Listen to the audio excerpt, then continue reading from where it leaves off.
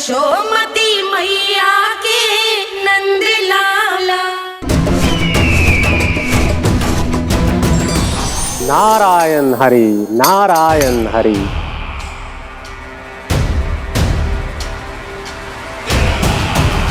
प्रणाम देवर्षि। किस योजना में कितना लाभ है और कितनी हानि, यह आंकलन करते करते थक गए होंगे मथुरा नरेश। देवर्षि, आज मेरा ध्यान कैसे आ गया आपको? आप तो सदैव ही मेरे ध्यान में रहते हैं महाराज कंस। सत्य तो यह है कि मथुरा में जो भी हो रहा है मुझसे छिपा हुआ नहीं है। मैं जानता हूं कि आप किसी भी असुर को वृंदावन क्यों ना भेजें, और वो असुर कितना भी शक्तिशाली क्यों ना हो, कृष्ण का सामना नहीं कर पाता। या तो पराजय स्वीकार करके आपके पास लौट आता है, या तो फिर वीर गति को प्राप्त हो जाता है।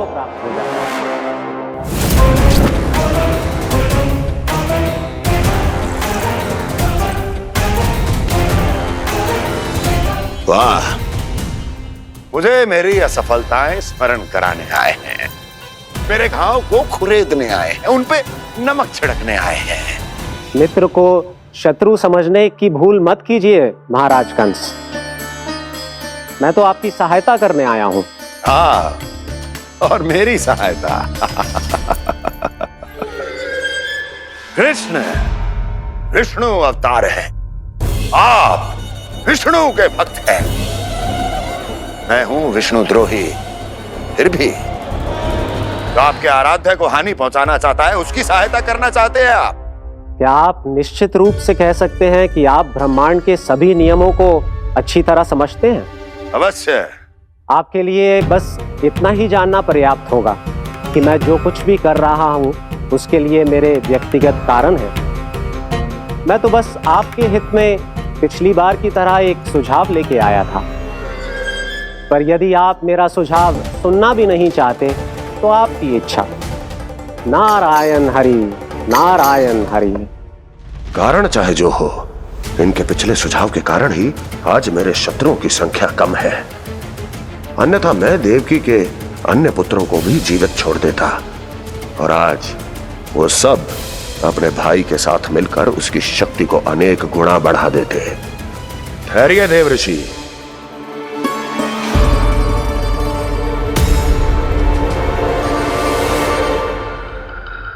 बताइए, क्या सुझाव है आपके पास? मेरे सुझाव का नाम है कालिया नाग।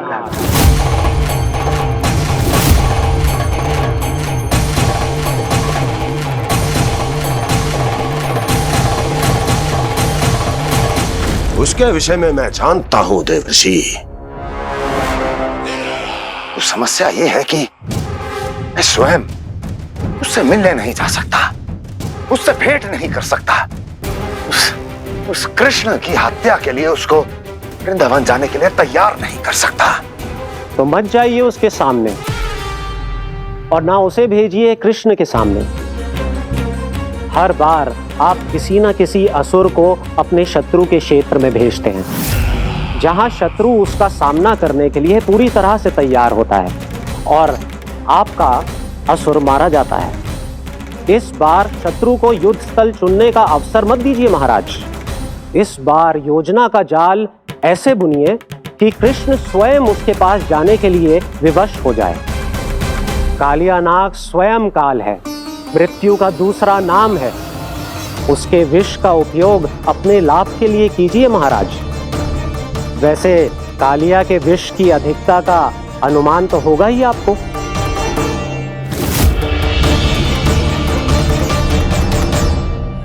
एक बार जो उसके क्षेत्र में पहुंच गया, फिर उसके विष से बचना असंभव है।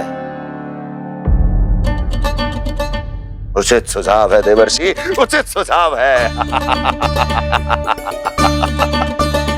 देवर्षि, उस छलिया विष्णु की भक्ति करते करते आप भी उसके रंग ढंग सीख गए हैं। उचित है, उचित है।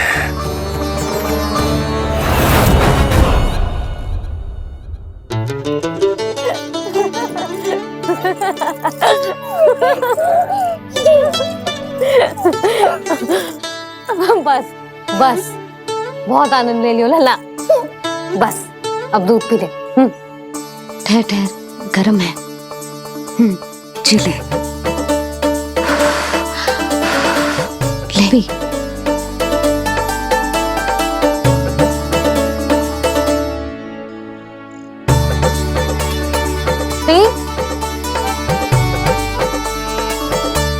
मैं ना होती तो ना जाने क्या हो तो तेरा।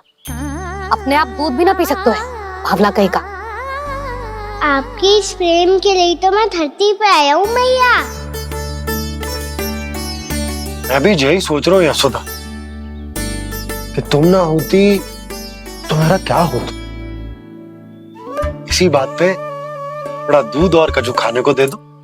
अरे मैं तो भूल ही गई। तनिक ठहर जाओ जी, दूध पी लेना तो आपके लिए भी कछु ले आती हूँ।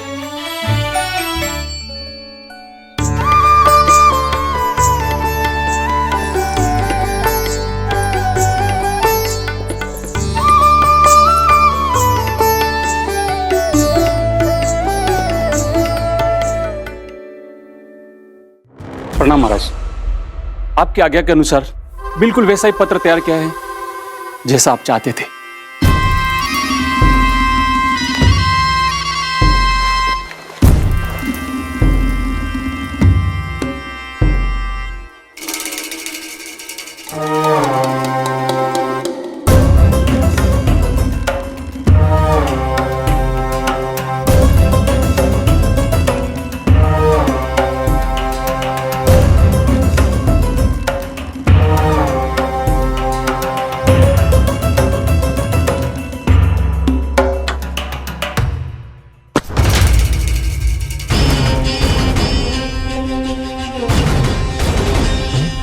कृष्ण जन्म से लेकर आज तक ये मेरी सबसे महत्वपूर्ण योजना है। इसका सफल होना निश्चित है दूत, किंतु केवल वही करना जैसा मैंने कहा है। जाओ।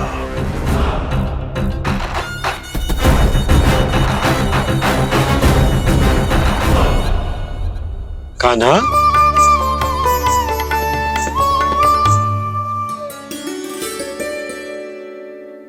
क्या होगा? बाबा मैं चाहता हूँ कि मैया की ममता क्रिस्टल फ्रेम की वर्षा मुझ पे सरतेव ऐसे होते रहे। वो तो होती रहेगी लल्ला। अपने लल्ला के लिए किसी मैया का प्रेम कभी कम हो सकता है भला?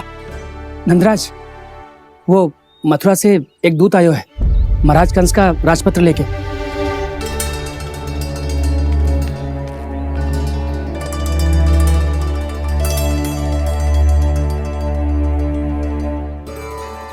कान्हा अब क्या करने वाला है?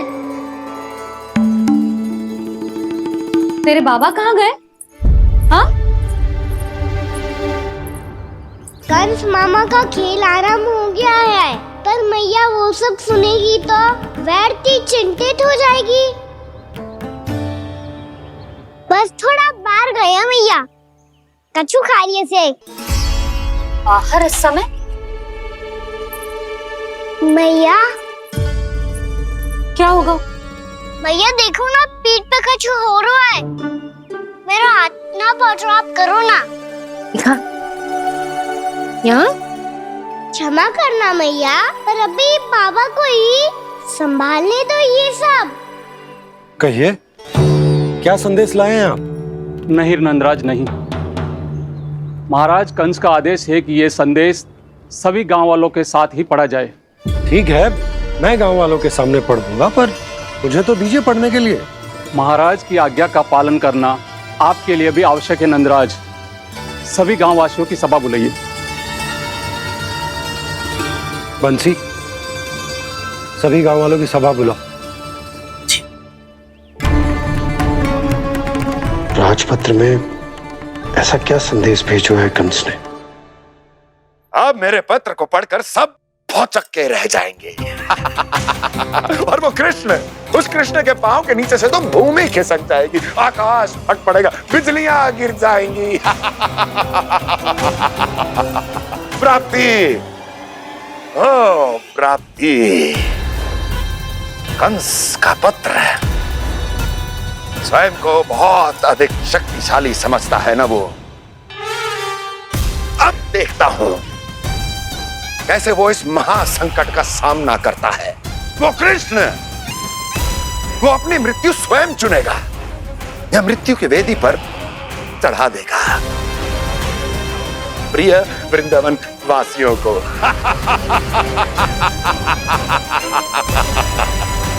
अब आएगा आनंद प्राप्ति, अब आएगा आनंद। सबको इकट्ठा करवा के ही पढ़वाएगो। अवश्य ही कोई विशेष संदेश दिया होगा कंस ने। मैं भी यही सोच रही हूँ सुलक्षणा जी, कछु ना कछु तो विशेष है, पर जे हो क्या सकता है? हाँ, बात तो सही है। ऐसा क्या हो सकता है? सभी गांव वासियों के सामने कहा जाए, कछु तो विशेष अवश्य लग रहे हो। बाहर इतना कोलाहल क्यों हो रहा है? मैया, मैया, अब क्या होगा? मैया देखो ना, सर पे कछु हो रहा है। लल्ला, नारायण ने तुझे हाथ दिए हैं ना? पीठ की बात अन्य थी, अपने सिर की सेवा स्वयं कर। सर पे तो हाथ पहुंच रहा है ना?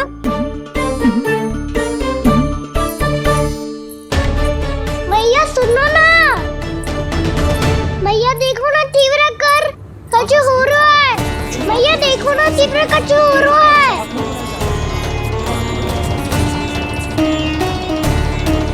सब लोग आ चुके हैं, अपना संदेश सुनाइए आप। गोपराज नंद और सभी वृंदावन वासियों को सूचित किया जाता है कि मथुरा अधिपति और आप सभी के महाराज कंस ने कल सुबह भव्य पूजा का आयोजन किया है।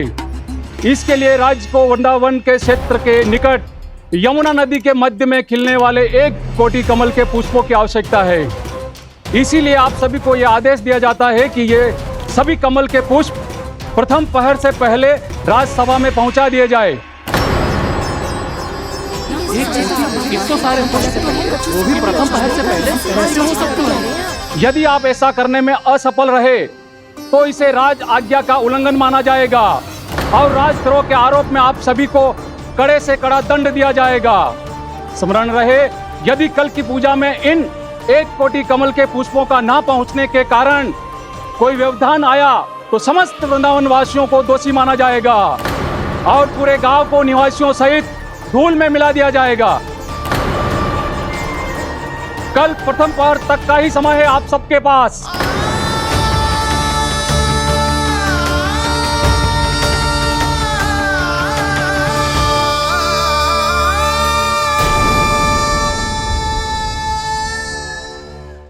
एक कोटि कमल पुष्प, वो भी कल प्रथम प्रहर में?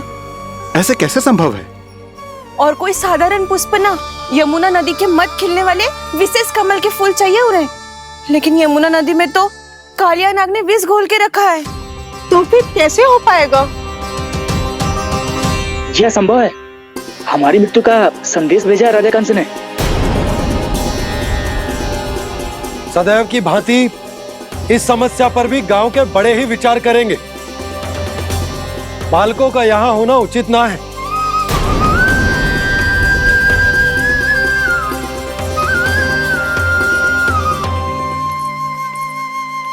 लल्ला, ले जे गेंद ले, जा अपने सखाओं के साथ खेल।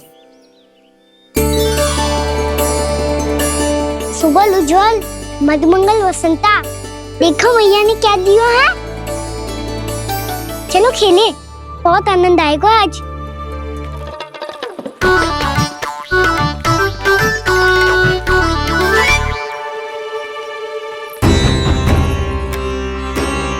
भानु, बंसी, जाओ और शीघ्र ही वो घेरे का कार्य समाप्त करो।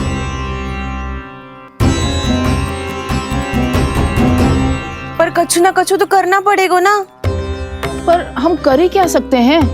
पुष्प लाने को और कोई उपाय है भी तो ना। मैं चला जाऊंगा जमुना जी में। वैसे भी मेरे जीवन के कितने दिन शेष बचे हैं। गांव के लिए, समाज के लिए कुछ करके मरूं, तभी तो शांति मिलेगी।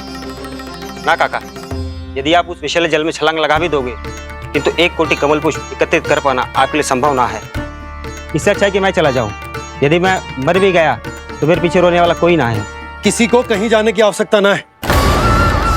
गोप नरेश होने के नाते ये मेरा कर्तव्य है कि मैं आप सबकी रक्षा करूं। नंदराज, आपको जाना है तो जाओ। हरिया, काका, भैया सब चले जाओ। लेकिन आपको पता है वहाँ का जल कितना विषैला है।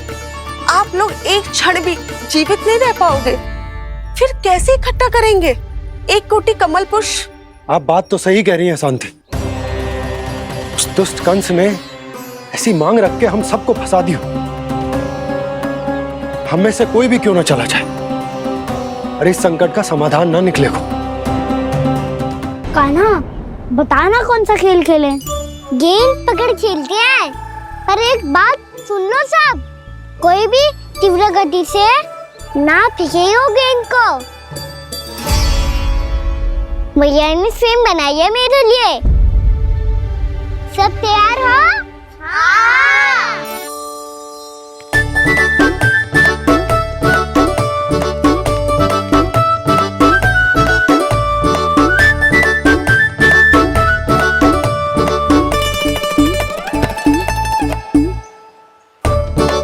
मुझे दो, मुझे दो।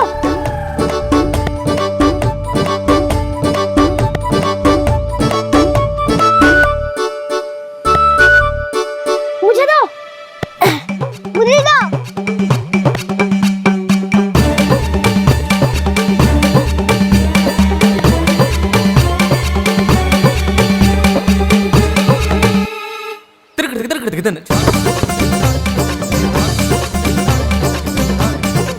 कान्हा, इतनी धीरे से फेंकेगो तो कैसे आनंद आएगो?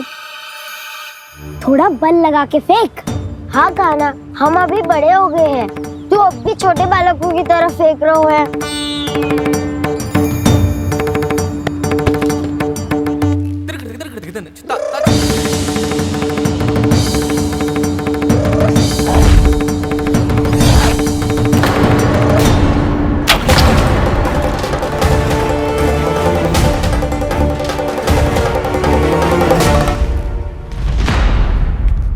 दीदी जी क्या करो कान्हा? गेंद तो डूब गई।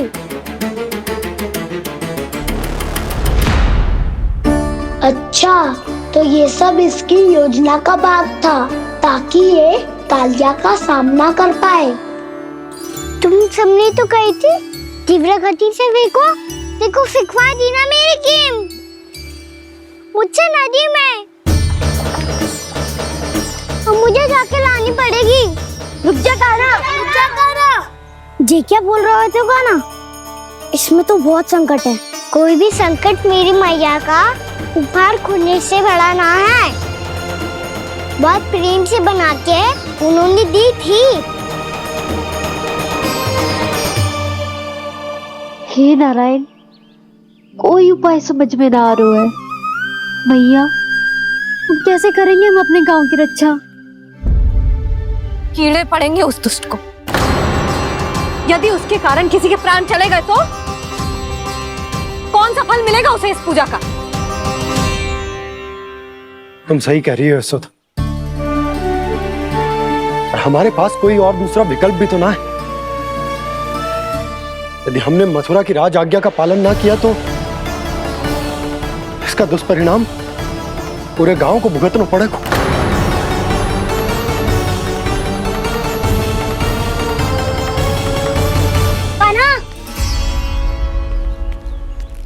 पता है कि तो भगवान है, दिव्य है, बहुत शक्ति है तुझ में। पर फिर भी हम तुझे विषैले जल में ना जाने दे सकते। कुछ होगा तो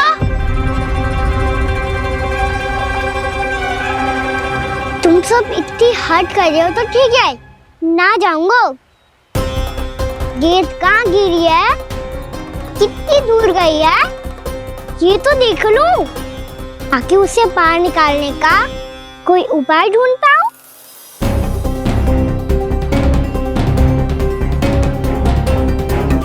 हाँ।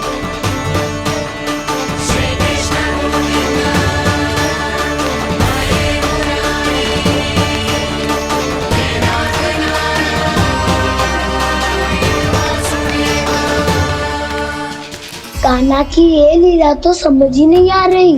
पहले इसने देवश्री नारद को मथुरा जाकर कंस को भड़काने के लिए कहा, फिर स्वयं ही दुखी भी हो गया कि अब इसका रहस्य सबके सामने खुल जाएगा। और अभी स्वयं ही तो इसने कहा था कि गेट बहुत महत्वपूर्ण है, फिर स्वयं ही उसे नदी के विषैले जल में फेंक दिया।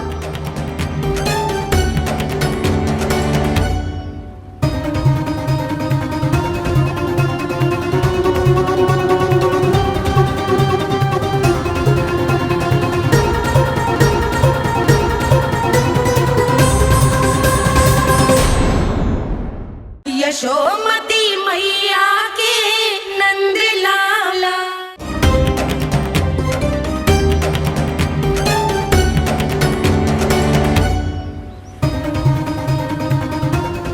कान्हा तू ऊपर क्यों चढ़ रहा है? अरे ऊंचाई से देखूंगा तभी तो गेंद दिखेगी।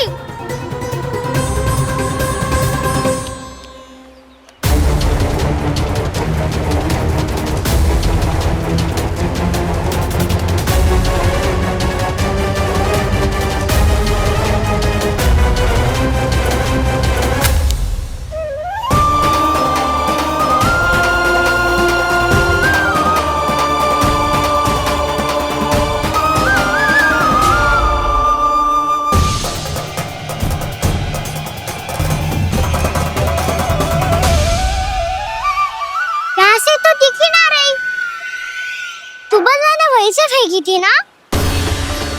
ना वहाँ से फेंकी थी। कहाँ से? नहीं कहना वहाँ से। समझ ना आ रहा, ठीक ठीक बताना कहाँ से फेंकी थी?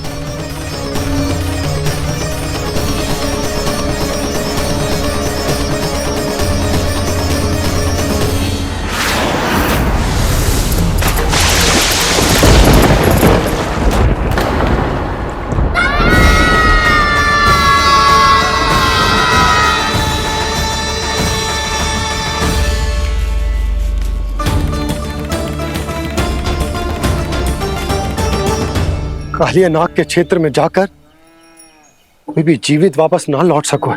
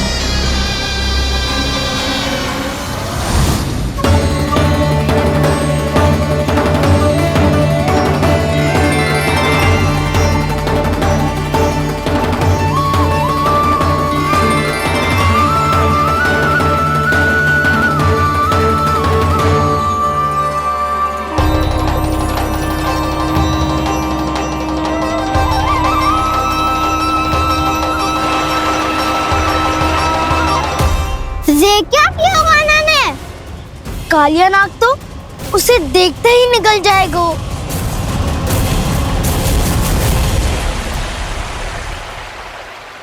तो आरंभ से अब तक सब कुछ उसकी लीला का ही भाग था।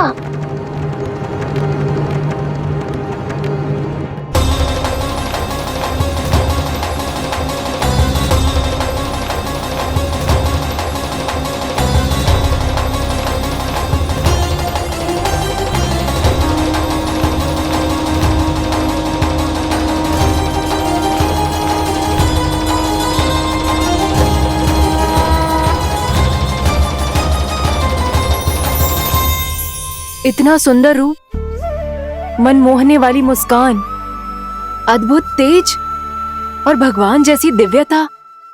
कौन हो तुम? हाँ, तुम्हें देखकर तो हम सब सम्मोहित ही हो गए।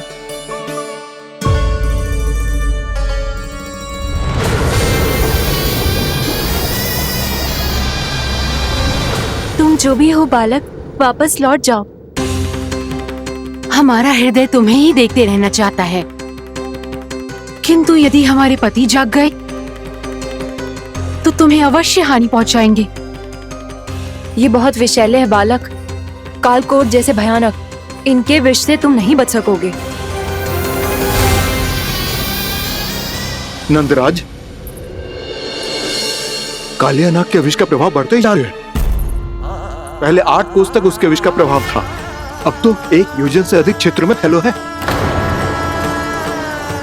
जल पीने के प्रयास से अनेक पशु मारे गए हैं और नदी के निकट के वृक्ष और वनस्पति सब नष्ट होने लगे।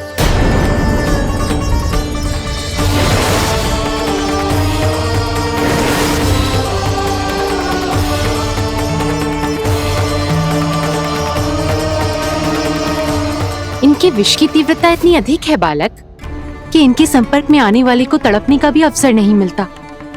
इनके विष की अग्नि क्षण भर से भी कम समय में प्राणवायु को जलाकर राख कर देती है।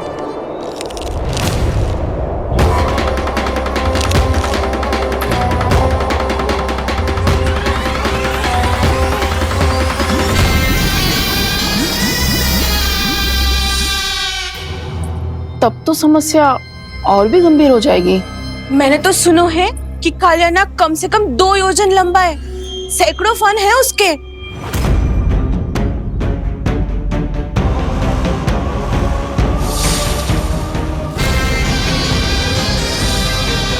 इसका अर्थ तो ये है कि हम दोनों ओर से फंस गए। एक और कंस को 1 कोटि कमल पुष्प देने, जो कि कालिया नाग के क्षेत्र में पड़ते हैं, और दूसरी ओर उस कालिया नाग का विष यमुना जी के क्षेत्र में बढ़ता ही जा रहा। इसके कारण हम ही नहीं, निर्दोष पशु पक्षी भी संकट में। इन दोनों समस्याओं का एक ही समाधान है, उस कालिया नाग का सामना करना। और ये ना समझ आ रहा कि हम ये करेंगे कैसे, क्योंकि ये बात साधारण मनुष्य के बस की ना है। हमारे लिए ये असंभव है।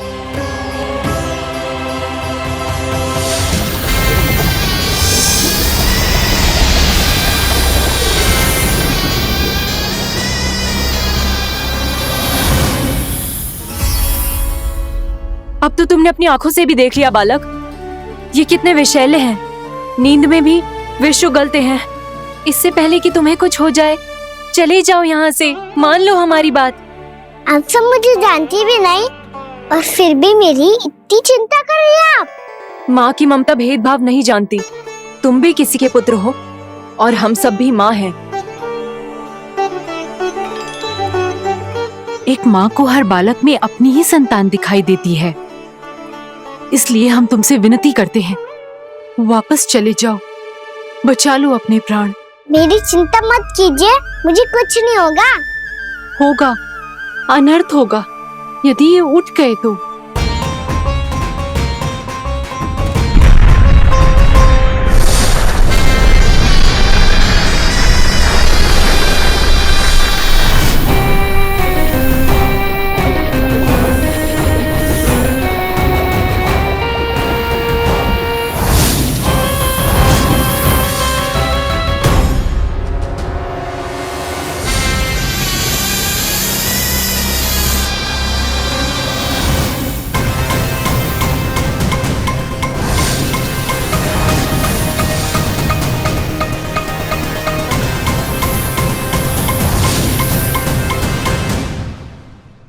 सामने होते हुए भी अपने इश्क को केवल वही देख सकता है जो अपना अभिमान त्याग चुका हो। पर पूर्व जन्म में मेरा भक्त होने के नाते मेरा सत्य स्वरूप देख पाने में मुझे इसकी सहायता करनी चाहिए।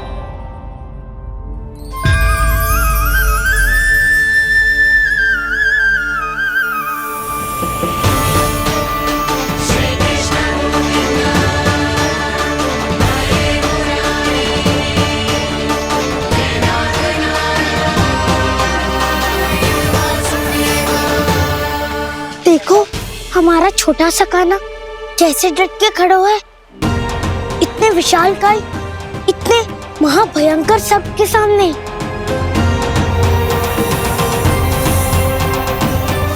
ये कोई भगवान नहीं है जो इसके सामने हाथ जोड़ रही हो तुम सब।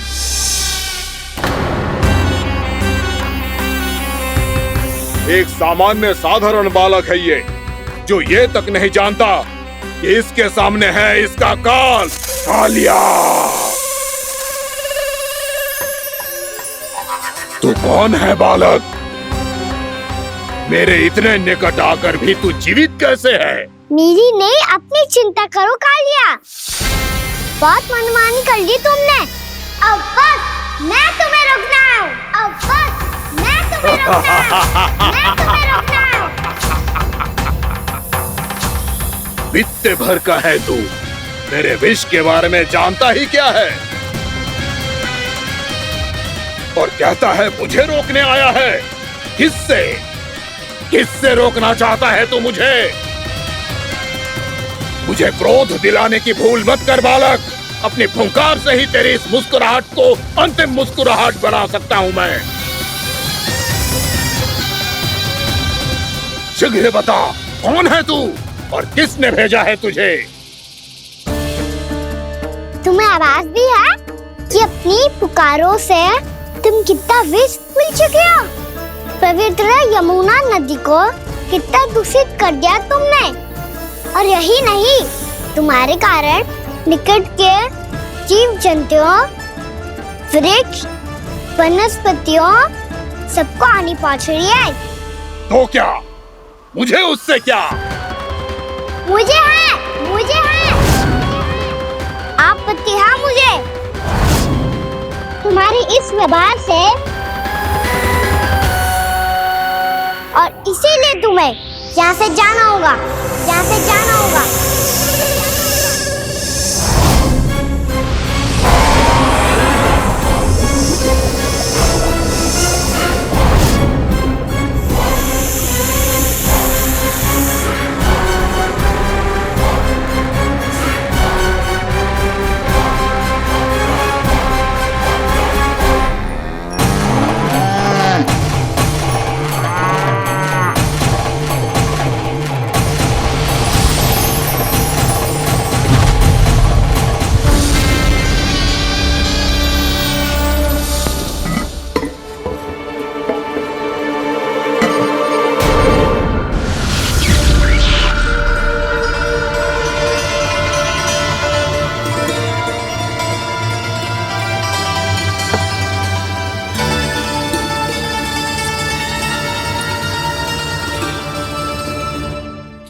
मुझे आदेश देने का साहस भी कैसे किया तूने?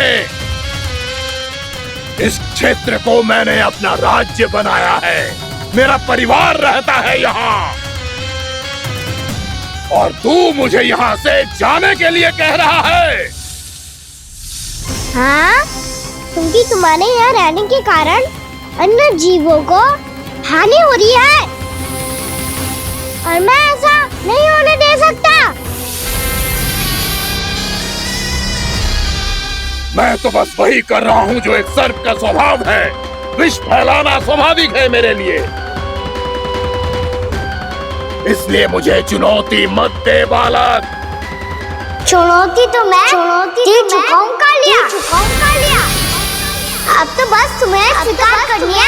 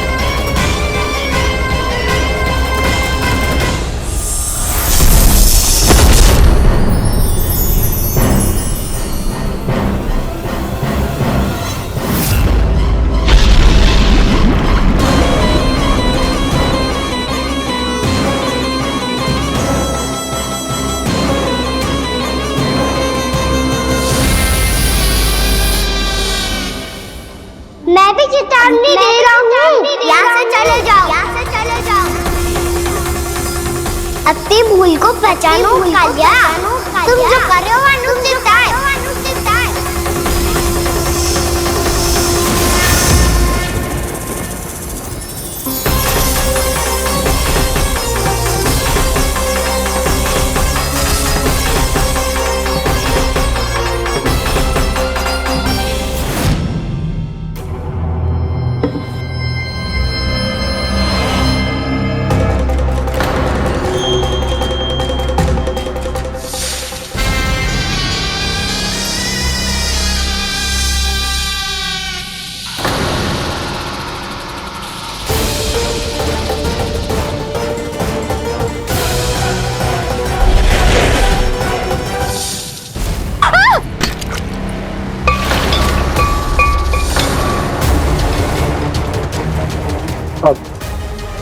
मैं आता हूं। क्या हो गया सुधा? मुझे आवाज हो रहा है जी, कछु ना कछु गड़बड़ है। यशोदा, जो समस्या हमारे सामने है, हम सभी उसका समाधान खोजने में जुटे। तो तुम विश्वास करो, मैं कोई ना कोई समाधान अवश्य ढूंढ लूंगा। हम कैसे भी करके वो कमल के पुष्प उस कंस तक पहुंचा देंगे। नाना, समस्या उससे कहीं अधिक है, उससे कहीं अधिक बड़ी, उससे कहीं अधिक भयानक है।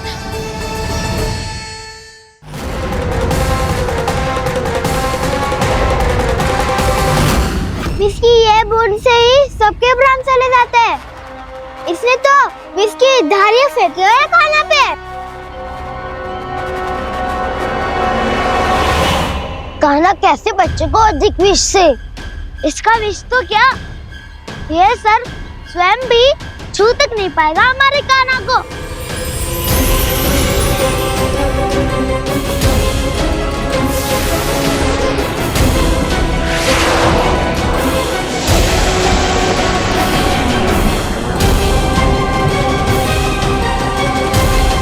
तुम्हारे सखा को, मेरे भाई को कोई हानि नहीं पहुंचा पाएगा। ये कान्हा का सत्य चाहे जो हो बलराम, पर अभी तो जो एक बालक ही है ना।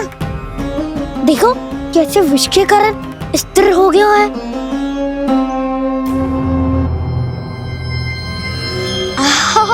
हाउ सर्फ ने कितनी आसानी से अपनी पूंछ से बांध लिया है। मुझे यहाँ से भगाना चाहता था ना तू?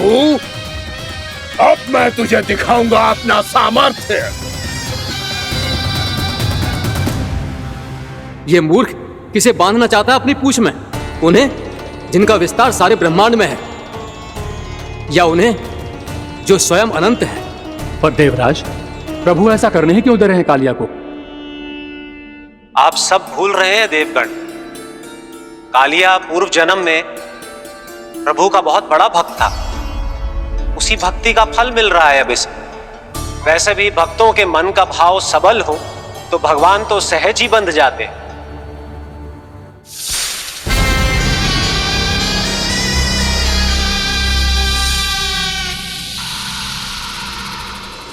बलराम, तुमने ही तो कही थी कान्हा को कछु ना होगो। देखो दुष्ट ने चारों ओर से जकड़ लियो है।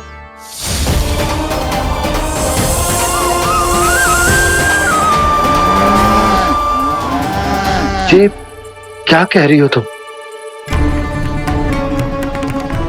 सुधा जी, क्या हुआ? घबरा क्यों रही हो आप? सुलक्षणा, मुझे आभास हो रहा है कुछ बहुत बड़ी अनहोनी हो गई है। नंदराज, नंदराज, नंदराज!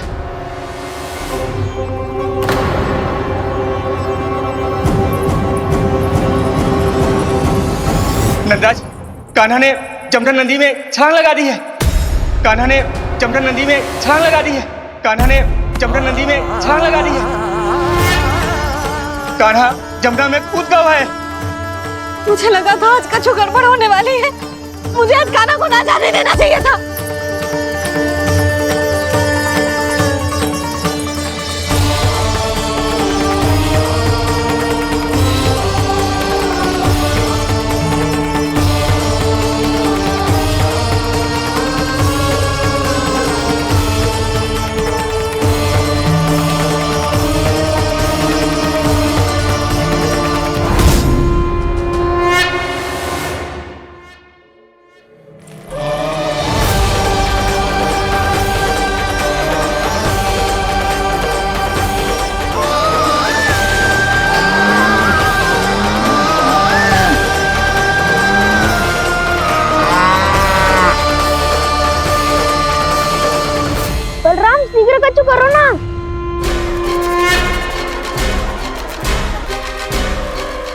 कुछ भी करो पर कान्हा को बचाओ।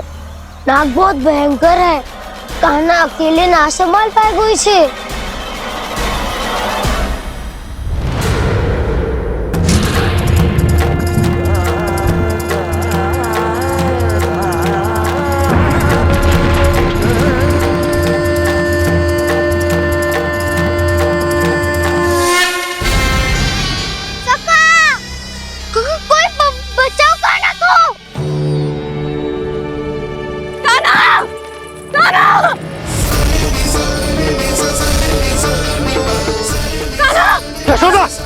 यशोदा रुको। छोड़ दो मुझे, छोड़ दो मुझे। रुक जीजी, संभालो, बावली हो गई है।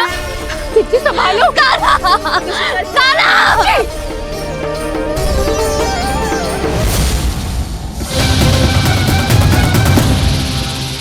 यशोमती मैया के नंद लाला। कान्हा, कान्हा।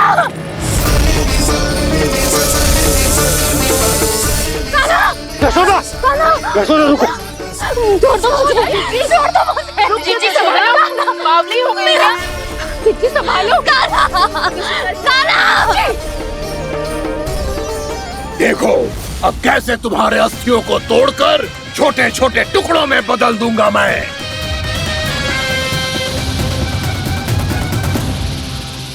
अगर जी आप जाओगी तो आप भी फंस जाओगी।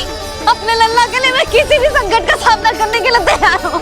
छोड़ो ना यशोदा, हमें कोई और उपाय खोजना पड़ेगा।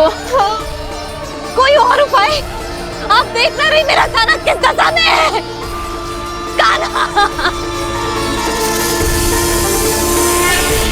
मैया के वश में नहीं है, नहीं तो ये अपने लल्ला के लिए साक्षात काल का भी सामना कर ले। ये तो केवल कालिया नाग है। हे नागराज, आप मेरे प्राण ले लो पर कान्हा को छोड़ दो। ना नागराज, आप मेरे प्राण ले लो, मैं विरोध भी ना करूंगी। ना नागराज, आप मुझे मार दो पर मेरे कान्हा को छोड़ दो। ना ना ना ना नागराज, मेरे प्राण ले लो, हमारे कान्हा से क्या शत्रुता है आपकी। प्रभु के लिए जो प्रेम यशोदा मैया के हृदय में है, वही इन सभी गोपियों के हृदय में भी है।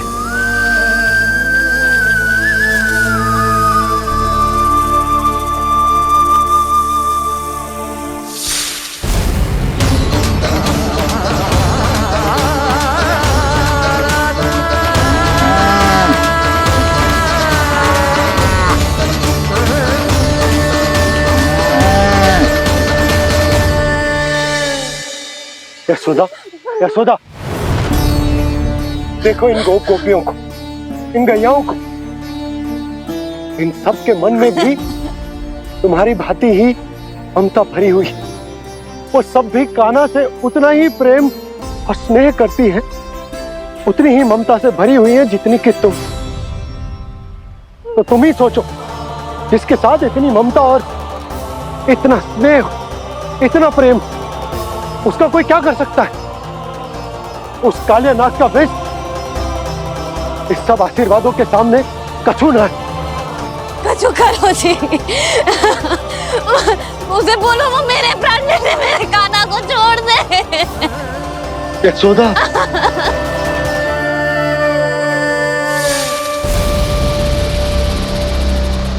केवल इन्हीं में नहीं देवराज, नाग पत्नियों के हृदय में भी ममता का वही प्रेम उमड़ रहा है। देखिए। मैं आपके हाथ जोड़ती हूँ स्वामी, इस बालक को छोड़ दीजिए। ये अवश्य ही कोई दिव्य आत्मा है स्वामी। हम आपसे विनती करते हैं स्वामी, इस नन्हे बालक को हानि मत पहुंचाइए स्वामी। मेरी पत्नियां मेरे ही शत्रु के लिए विनती कर रही हैं। अब यदि इसके पक्ष में एक शब्द भी कहा तुम सबने, तो मैं इस बालक से पहले तुम सबके प्राण ले लूंगा। हो रहा प्रसन्न नाग कालिया, विजय को निश्चित जान। रोते बिलखते व्याकुल सब, संकट में देख कान्हा के प्राण।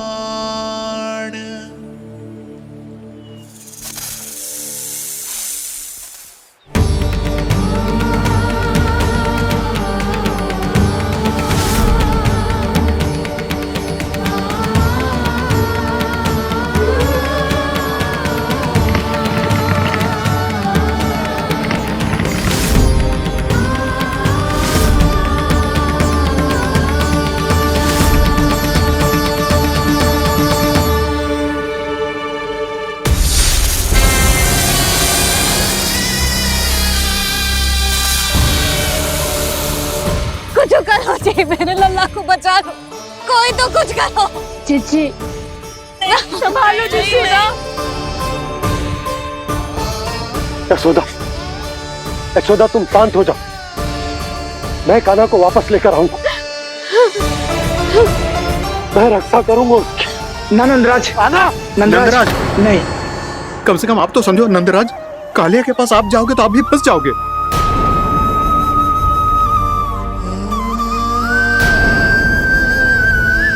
बलराम, तेरा भाई इतनी भीषण संकट में है और तुझे जरा भी दुख ना हो रहा?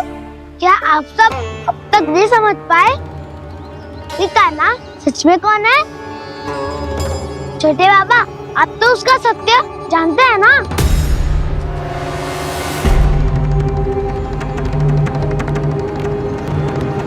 मानता हूँ कि आप सब कान्हा के रहस्य के बारे में नहीं जानते, पर क्या उसके जन्म से आज तक घटी एक से बढ़कर एक विचित्र घटनाओं को भी भूल गए हैं आप सब?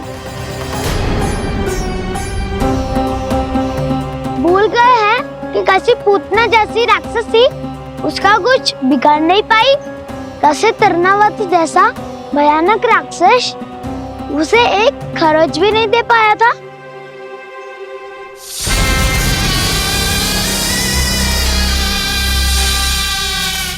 आप सबने अपनी आंखों से देखा था ना, बकासुर से कान्हा की रक्षा करने देवता स्वयं आए थे, पर सत्य तो ये है कि वो सभी देवता भी उस असुर के सामने असमर्थ हो गए थे। तब कान्हा ने बहुत ही आसानी से उस भयंकर असुर का वध किया था, एक ही बार में धराशायी कर दिया था उसे। तो आप सभी सोचिए, बार बार ऐसे असाधारण कार्य करने वाला बालक साधारण कैसे हो सकता है? अब तो आरंभ से ही सारा सत्य जानते हैं छोटे बाबा। रहस्य छुपाने में सदैव कान्हा की सहायता करते आए हैं आप, और आज आप स्वयं ही उसके सत्य को भूल रहे हैं। और तुम सब भी तो जानते हो कान्हा की शक्तियों के बारे में, तो क्या तनिक भी विश्वास ना है अपने सखा पे? बलराम जी, तू क्या कह रहे है? मैंने जो कहा उसका एक एक शब्द सत्य है छोटी माँ। यदि प्रभु की इच्छा हुई तभी कुछ ही क्षणों में सब कुछ अपनी आंखों से स्वयं अनुभव कर लेंगे आप।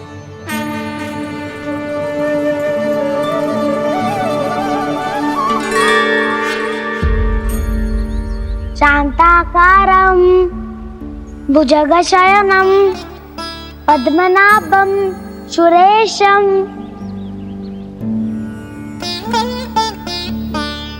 विश्वाधारं गगनसदृशं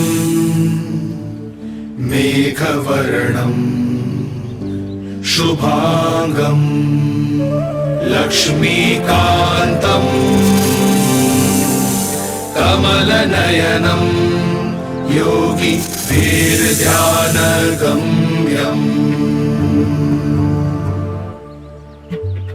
वन्दे विष्णुं भवभयहरं सर्वलोकैकनाथम्।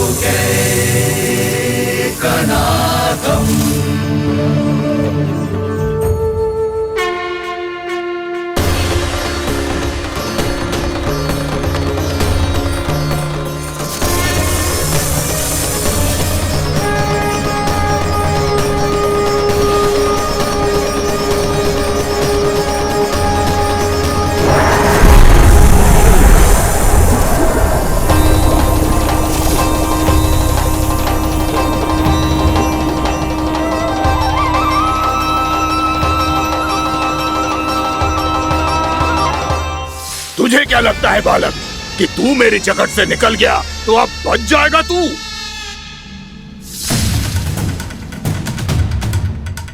मेरे विष से अपनी प्राण रक्षा करने में सफल रहा, मेरी जकड़ से भी छूट गया, पर मेरे दंश से नहीं बच पाएगा।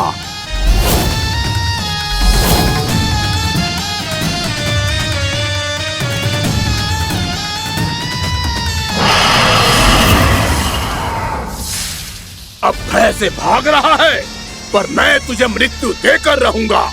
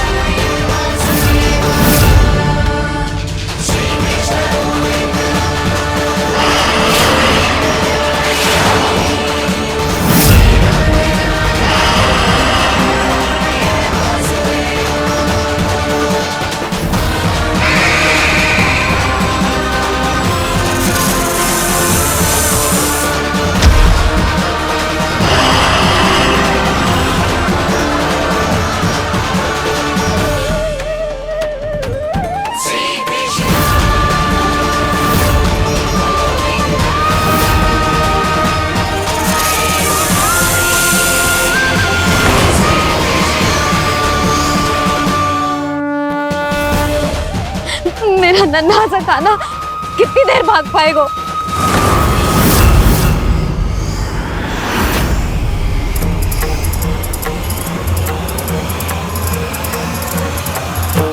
और कितनी प्रतीक्षा करोगे मेरी भक्त कालिया? भक्त नहीं, काल हूं मैं तेरा। जब अहंकार का मुकुट बुद्धि को ढक लेता है तो भक्त अपने भगवान को भी नहीं पहचान पाता। व्यर्थ की पहेली में मत उलझा बालक, ना मैं भक्त हूँ और ना तू भगवान।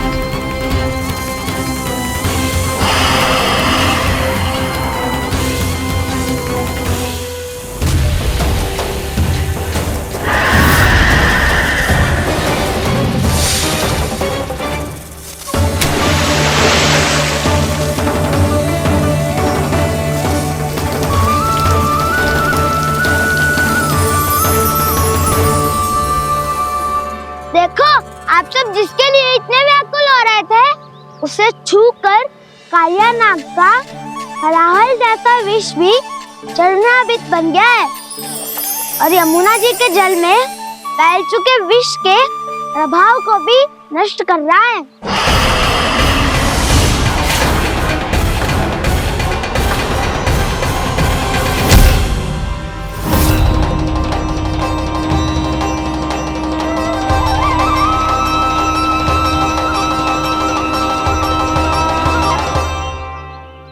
धर्म रक्षक अधर्म विनाशक प्रभु श्री कृष्ण का कौशल सचमुच अद्वितीय है। नारायण नारायण।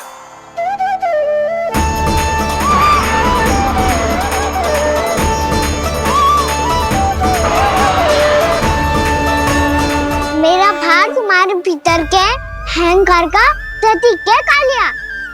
अब तुम्हारा अहंकार, तुम्हारा अभिमान मेरे पाँव के नीचे है और तुम्हारी पूंछ अर्थात तुम्हारे प्राण मेरे हाथ में।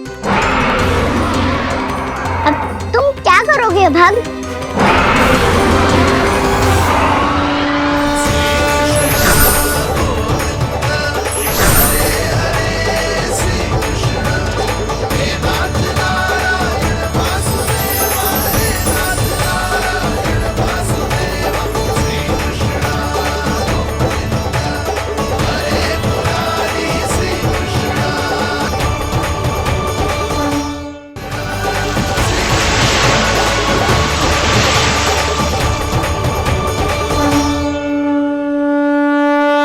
प्रभु, भले ये आपको पहचानने में असमर्थ हो, पर हम सब ने आपको पहचान लिया है।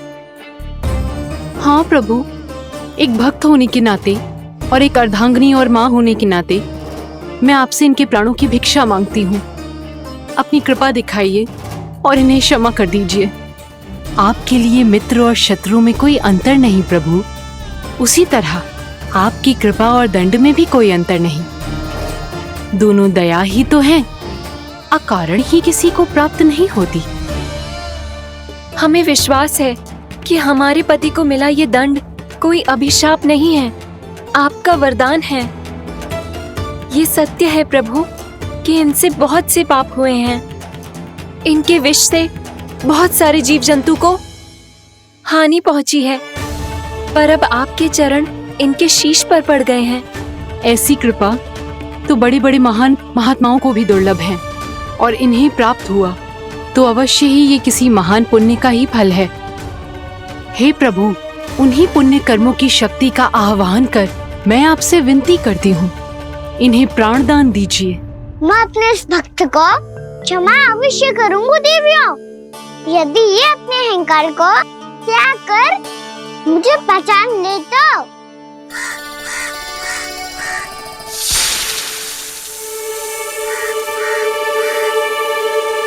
मैं तुम्हें श्राप देता हूँ, जितनी विषैली तुम्हारी जिह्वा है उतने ही विषैले सर्प बन जाओ तुम।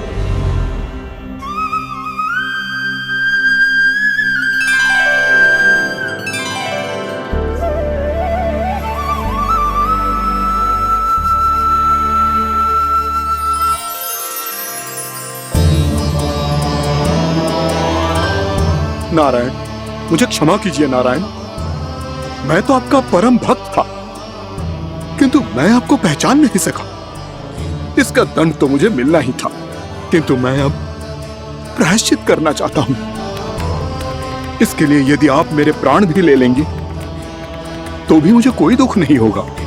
मैं अपना जीवन, मृत्यु और अपना अस्तित्व सब कुछ आपको समर्पित करता हूं। तुम्हें तुम्हारी क्रोध के कारण श्राप मिला, जिसे विशाल सर्प के रूप में तुम्हारा जन्म हुआ, और सर्प का तो स्वभाव है विष फैलाना। इसीलिए तुम्हें दंड नहीं दूंगा मैं, सिर्फ सभी अपराधों का पश्चाताप कर लिया। इसीलिए मैं तुम्हें क्षमा करता हूँ कालिया।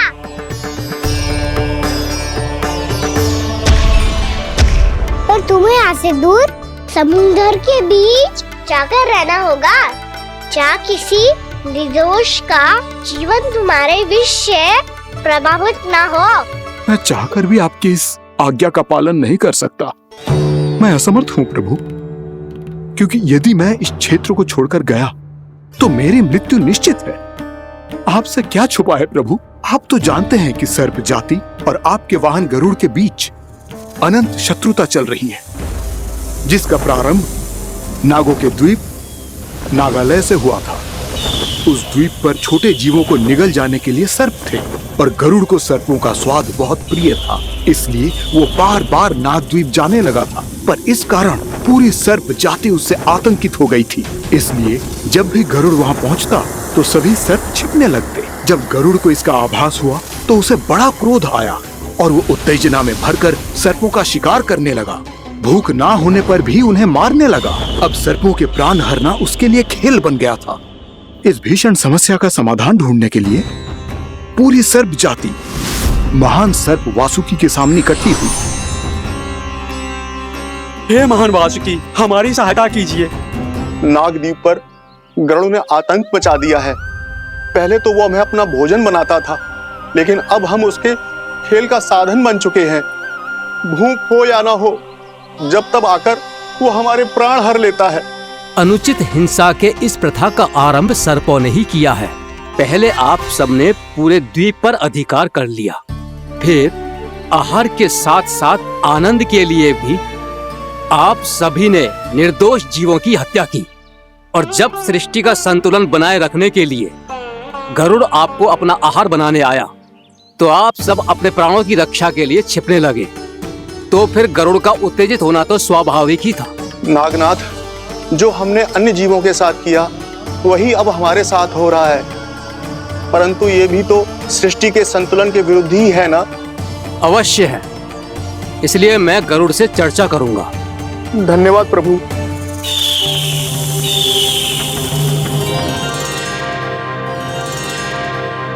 यशोमती मैया के नंद लाला।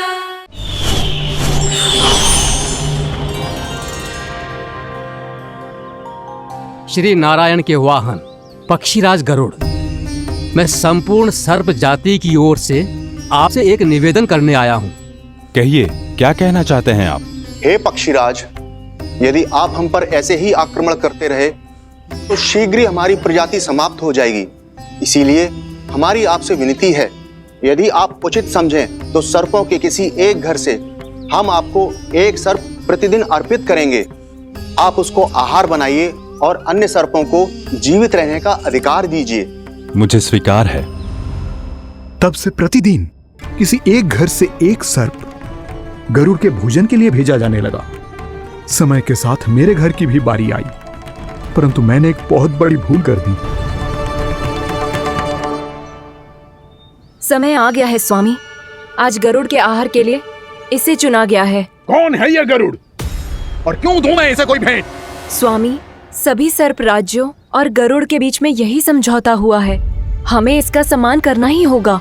मैंने कोई समझौता नहीं किया, मैंने कोई वचन नहीं दिया और ना ही मैं किसी गरुड़ से भयभीत होता हूँ। यदि इस राज्य में किसी को सर्पों को अपना आहार बनाने का अधिकार है तो वो केवल मुझे है। अब से गरुड़ को दी जाने वाली हर भेंट मुझे दी जाएगी, महाविषधारी महान नागराज कालिया को। यह और कुछ नहीं, मेरा अभिमान था प्रभु, और ये मेरे इस जन्म की सबसे बड़ी भूल थी। क्योंकि फिर जब गरुड़ को इस बारे में पता चला तो कालिया, अभिमान में आकर तूने अपने काल को ललकारा है। जिस कालिया के नाम में ही काल छिपा है, तू उसे ललकारने का दुस्साहस कर रहा है। गरुड़ स्वयं को भगवान विष्णु का वाहन कहता है, तो वाहन का ही कर्म कर। स्मरण रख, इस धरती के सर्वश्रेष्ठ योद्धाओं के लिए भी मैं मृत्यु का दूत हूँ। विनाश काले विपरीत बुद्धि। तो जैसे मूर्ख सदा इस युक्ति को सार्थक करते आए हैं, अपने विनाश को आमंत्रण किया है, तो अब भोग।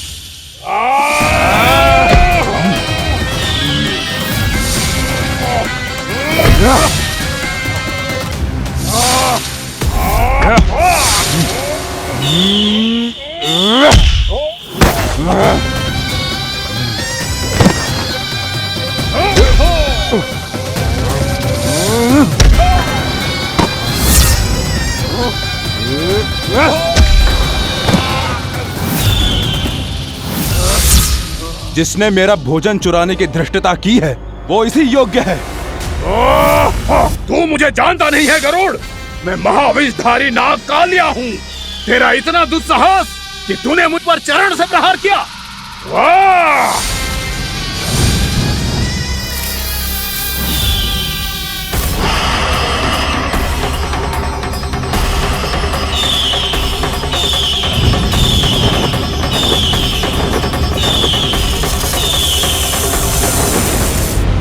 मैं अपने अभिमान में भूल गया था कि गरुड़ मुझसे कहीं अधिक शक्तिशाली है। इसलिए अपने प्राणों की रक्षा करने के लिए मैं एक स्थान से दूसरे स्थान भागने लगा। नदियां, पर्वत, यहां तक कि मैंने सागर भी लांघ डाला, पर मैं जहां भी जाता गरुड़ के रूप में मेरा काल वहीं आ जाता। इसीलिए मृत्यु की आशंका से भयभीत होकर मैं अपने बड़े भाई मां कद्रू के प्रथम पुत्र अनंत शेषनाग से राय लेने चला गया। भैया, मैं यहां आपसे आपकी सहायता लेने आया हूं। मेरी एक छोटी सी भूल के कारण यह गरुड़ मेरा पीछा कर रहा है।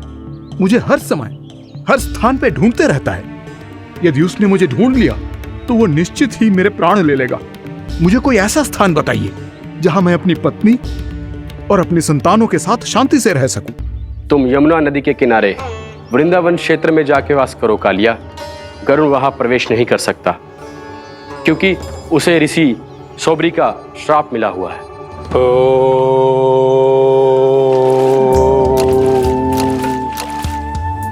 ध्यान और तपस्या का नित्य कर्म करते हुए ऋषि के मन में मछलियों के प्रति प्रेम भाव इतना बढ़ गया कि वो भूल गए सभी जीव खाद्य श्रृंखला का भाग होते हैं और मछलियां भी इस नियम की अपवाद नहीं है।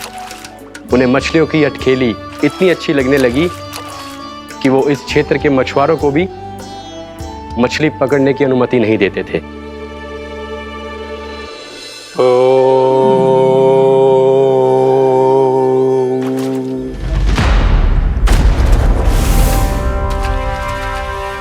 उस दिन वो उस पक्षी को नहीं रोक पाए, पर तब से सावधान रहने लगे। यहां तक कि अपने साधना से भी अधिक ध्यान वो पक्षियों पर केंद्रित करने लगे। ठहरो! इसी क्षण अपनी चोंच में पकड़ी इस मछली को छोड़ दो। तुम्हें इन मछलियों का आहार नहीं करना चाहिए पक्षीराज। ये तो खाद्य श्रृंखला का नियम है ऋषिवर। यदि मैं इनका आहार नहीं करूंगा तो कोई और पक्षी कर लेगा। मैं अपने आनंद या प्रतिशोध के लिए इनके प्राण नहीं ले रहा। ये तो बस मेरा भोजन है। पर यह मेरा तपस्या स्थल है। तुम यहाँ शिकार करके मेरी साधना में विघ्न नहीं डाल सकते पक्षीराज। यदि आपकी यही इच्छा है तो मैं आज के बाद यहाँ नहीं आऊंगा।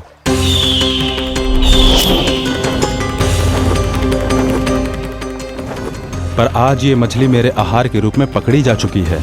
मैं वचन देता हूँ ऋषिवर, इस स्थान पर यह मेरा अंतिम शिकार होगा।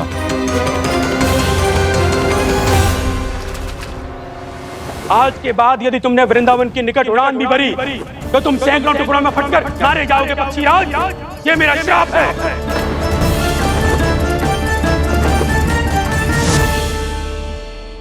और इसीलिए भैया शेषनाग के सुझाव के अनुसार मैं यहां आ गया। पर अब यदि मैं कहीं और जाऊंगा तो मेरे प्राण नहीं बचेंगे प्रभु। निश्चिंत रहो कालिया, अब से गरुड़ तुम्हें कोई हानि नहीं पहुंचाएगा। अब तुम्हारे फनों पर मेरी पक्षिन बन गए कालिया, इसीलिए अब से तुम्हें गरुड़ से कोई भय नहीं होगा। निश्चिंत होकर अपने परिवार के साथ गहरे समुद्र में चले जाओ और सुख से शांति से निवास करो। पर ध्यान रहे निर्दोष जीवों को हानि ना पहुंचे। आपने मुझे जीवन दान दे दिया प्रभु, इस उपकार से मैं कृतज्ञ हूँ प्रभु। आदेश दीजिए, मैं आपकी सेवा कैसे करूं? तुम्हारे जल क्षेत्र से 1 कोटि कमल पुष्पों को लेने की अनुमति दे दो कालिया। यह मेरी सेवा होगी प्रभु। ये तो मेरा सौभाग्य होगा।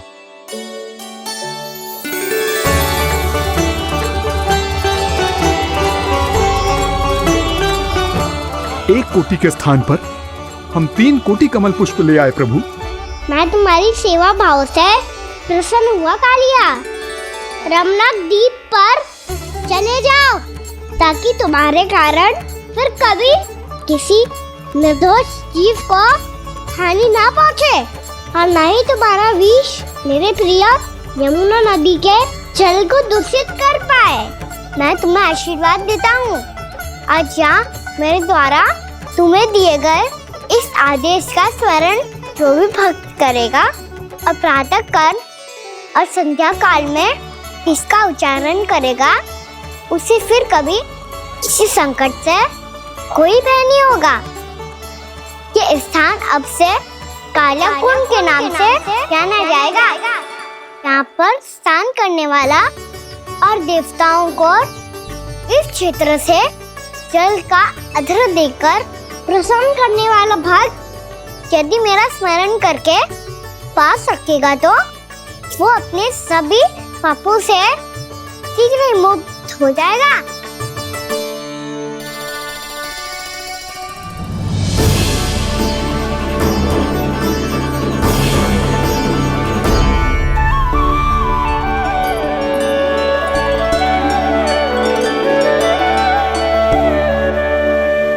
कौन है जी भगवान जिसने अभी अभी कालिया जैसे विशाल विस्तर का सामना किया, या एक साधारण बालक जो शीत की अधिकता से ठिठुर रहा है? क्या करूं? मैं लल्ला को ममता के आंचल में छुपा लूं या भक्त बनकर प्रभु की लीला देखती रहूं? क्या करूं मैं? कितना ठंडा था जल, बहुत सर्दी लग रही है। सर्दी से तड़पते हुए कैसे देखूं इसे? अभी जाके अपने पल्लू से सुखाती हूँ, हृदय से लगा के स्नेह की आंच दूंगी तो सर्दी पल भर में छूमंतर हो जाएगी।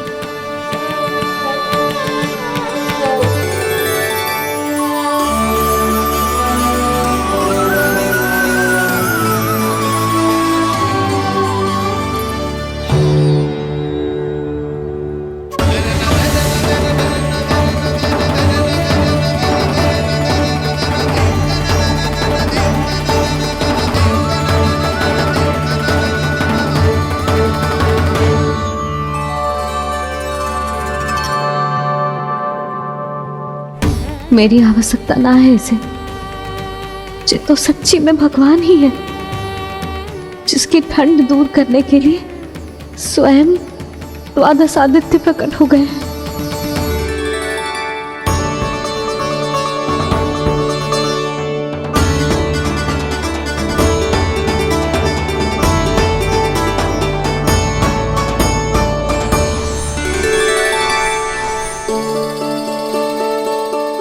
क्या किया आपने? मैया मुझे अपने हृदय से लगाने वाली थी कि आप सब प्रकट हो गए। क्षमा कीजिए प्रभु, पर आपको भीगा हुआ देखकर, ठंड से ठिठुरता हुआ देखकर हमसे रहा नहीं गया।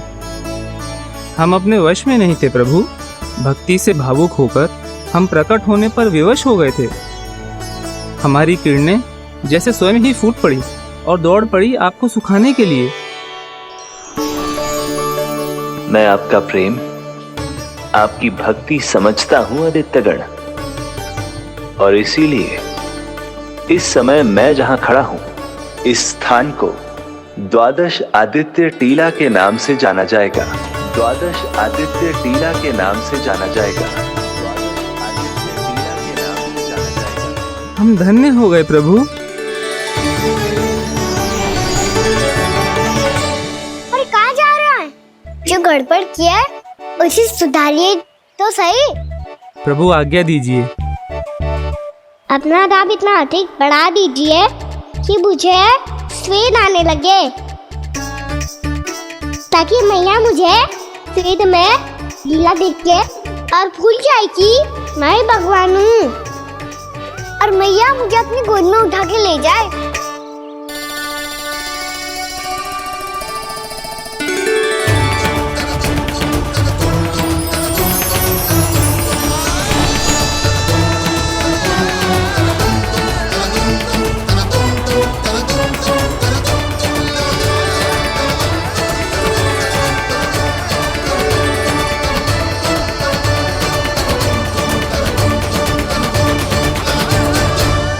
गर्मी क्यों लग रही है यहाँ?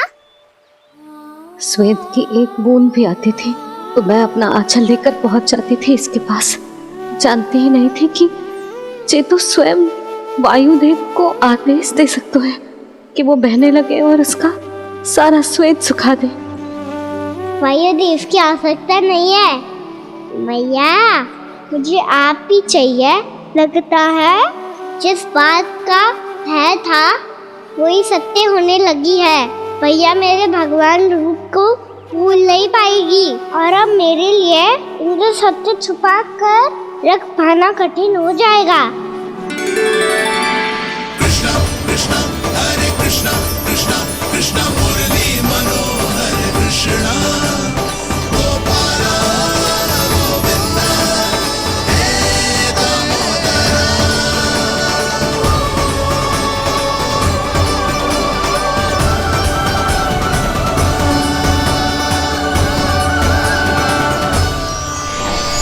प्रभु, आपके श्वेत से बने इस प्रसंगदान सरोवर का प्रणाम स्वीकार कीजिए।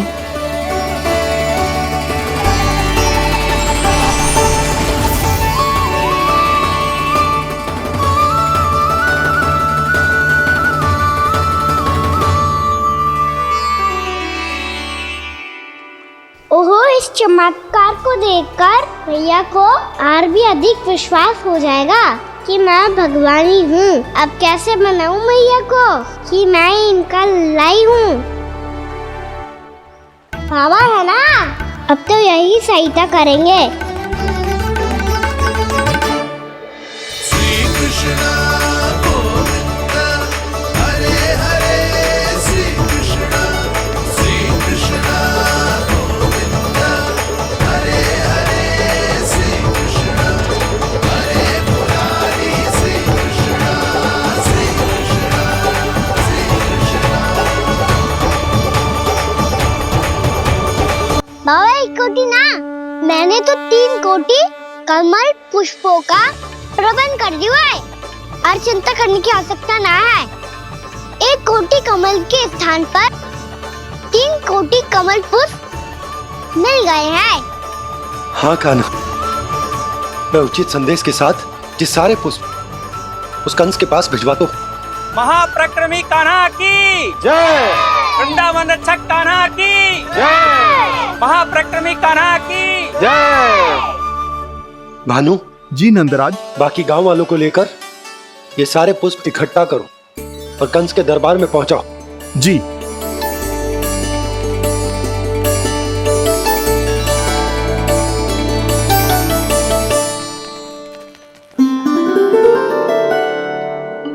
मैया, कौन हो तुम? मुझे पता था मैया, जब आपको सत्य पता चलेगा तो आप मुझे मैया की तरह स्नेह ना कर पाओगी, इसीलिए आज तक सत्य छुपाता आया हूँ ताकि आपकी ममता, आपका प्रेम अनुभव करने का अवसर मिलता हुआ है मुझे। और फिर आज को बताया था ना, जो रहस्य तुमने बरसों तक छिपाया था उसका भेद खुलने में तुम्हारा ही योगदान है। मुझे कालिया के शीश पर अपने पद चिन्ह रखकर उसे मुक्त कराना था दाऊ, वचन दिया था मैंने उसे। इसके अतिरिक्त निर्दोष पशु पक्षियों के जीवन को कालिया के विष से ही बचाना था मुझे। इसमें कंस को तो सम्मिलित करना ही था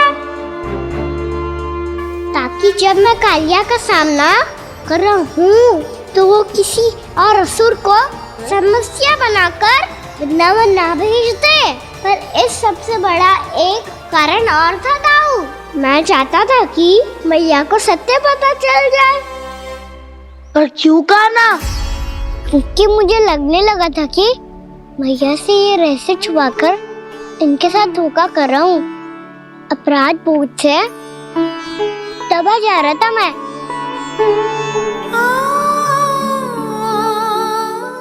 जो सत्य आपको, बाबा को, सभी को पता है, यहाँ तक कि मेरे सखा भी जानते हैं,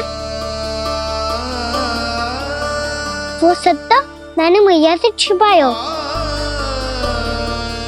केवल इसी लोक में कि मुझे इनकी ममता प्राप्त होती रहे।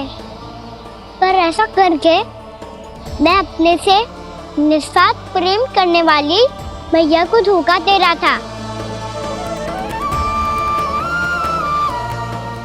आप ही बताओ दाऊ, जो इस संसार में मुझसे सबसे अधिक भरोसा कर तो है, उसी के साथ छल कैसे कर सकती हूँ मैं?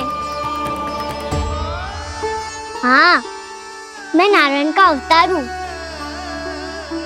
पर अपनी मैया का छोटा सा लल्ला भी तो हूँ।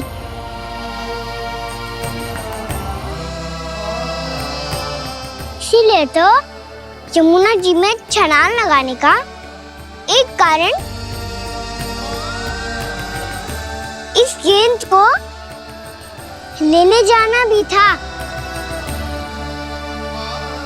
ने स्नेह से बनाई थी मैया ने गेंद, इसे अपने से दूर कैसे होने देता मैं? आपको आभास भी ना है मैया कि आप मेरे लिए कितने महत्वपूर्ण हो। ये सत्य है कि सभी देवता, प्रकृति, भक्त, ये सब है मेरा ध्यान रखने के लिए, मेरी सेवा करने के लिए। पर क्या इनमें से कोई भी मेरी मैया का स्थान ले सकता है?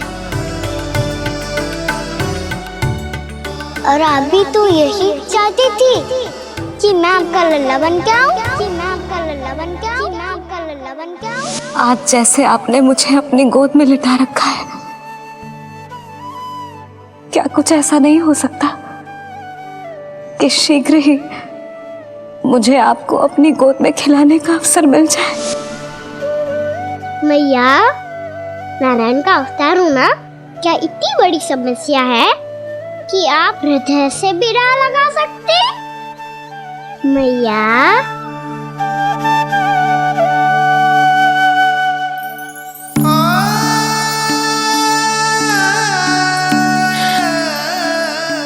मेरा कान्हा, मेरा लल्ला।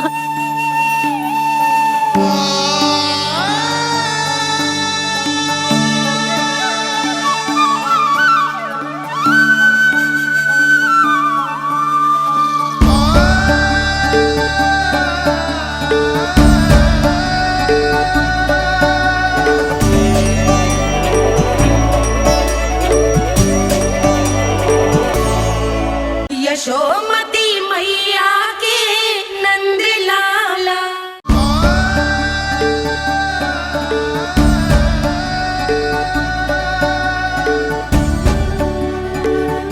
ये सत्य है कि ये जानने के बाद कि तू श्री नारायण का अवतार है, मैं तुझे भगवान की तरह ही देख पाऊंगी। पर मेरे हृदय की जो ममता है ना, वो भक्त से कहीं अधिक है लल्ला। फिर चाहे तू साधारण बालक हो या श्री नारायण का अवतार, तू सदैव ही मेरा लल्ला है, मेरा लल्ला था और सदैव ही रहेगा। यशोमती मैया का नंद लाला, यशोमती मैया का नंद लाला। यशोमती मैया के नंद लाला। यशोमती मैया के नंद लाला। यशोमती मैया के नंद लाला। यशोमती मैया के नंद लाला।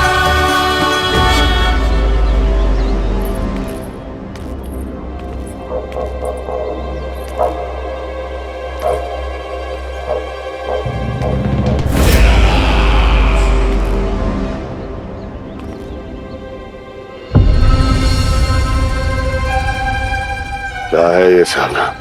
वृंदावन से पत्र आया है महाराज।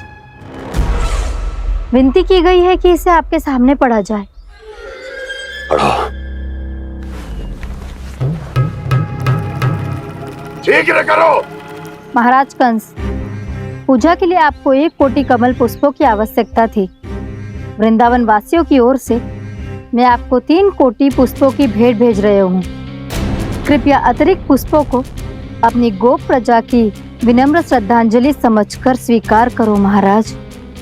आपको ये जानकर प्रसन्नता होगी कि जैसे ही मेरा पुत्र कृष्ण कालिया नाग के सामने पहुंचो, वो महाभयंकर नाग भी आपके भय से कांप उठा और स्वयं ही जे सभी पुष्प हमारे द्वार पे पहुंचा गो। यदि आपको अब भी आवश्यकता हो तो और भी पुष्पों का प्रबंध किया जा सकता है। आपका विनीत गोपराज नंद।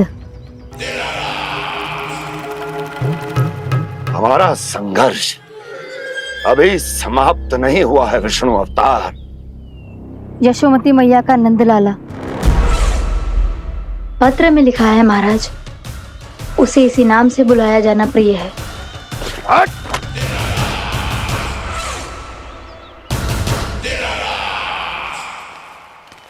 जैसे आपने कही वैसे ही करो। हमने कंस के राजभवन को पुष्प से भर दियो है। मुझे तो ऐसा लग रही है इतने पुष्प देख के कंस को चक्कर आ जाएंगे। आपका पत्र पढ़ के उसे ये समझ में आगा होगा कि वृंदावन वासियों से उलझना ठीक ना है उसके लिए।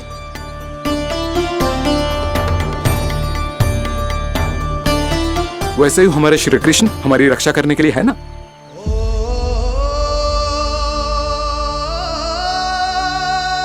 सूर्यास्त होने वाला है, हमें अब घर चलना चाहिए।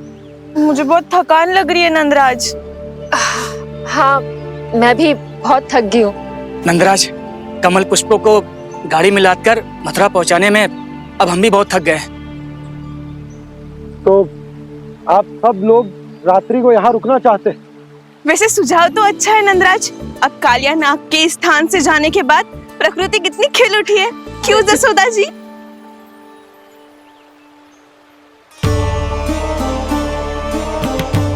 सब सामान्य है, ये जान के भी कि कान्हा भगवान नारायण का अवतार है, किसी को कोई अंतर ही ना पड़ रहा है।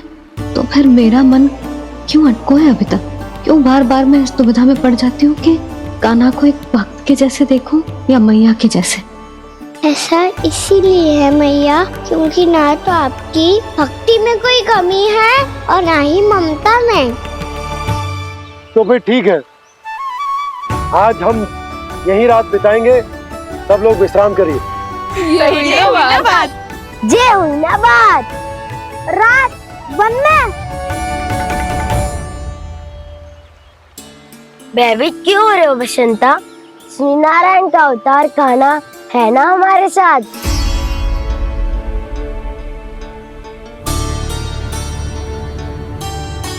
लगता है कोई मैया को भूलने ही नहीं देगा कि मैं नारायण का अवतार हूँ।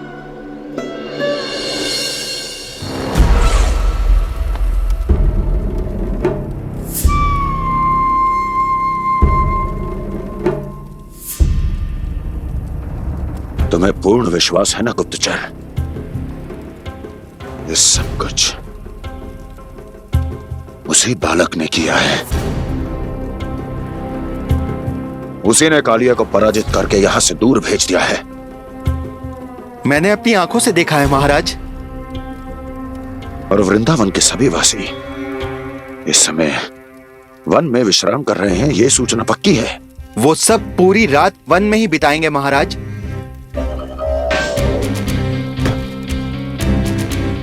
मेरी रातों की नींद छीनकर वो वन में आनंद कर रहे हैं।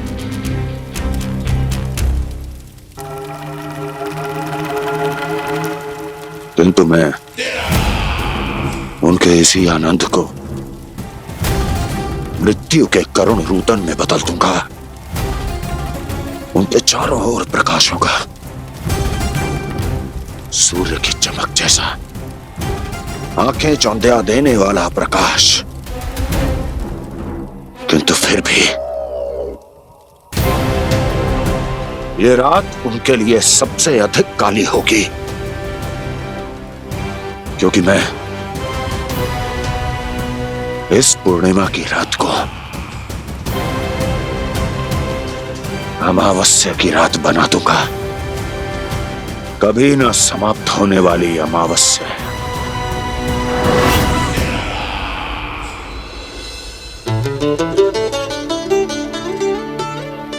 भाभी देखो, वन देवी प्रसाद के लिए जे केले लाई हूँ मैं। हाँ दिखा तो, इसमें से पके केले कान्हा के लिए चुन लेती हूँ। पर वो तो नारायण का अवतार है, उसके लिए फल कैसे चुनूं मैं? जो उसके हाथ में आएगा अपने आप ही मीठा हो जाएगा। भाभी क्या होगा? रुक क्यों गई? कछू ना दिखा।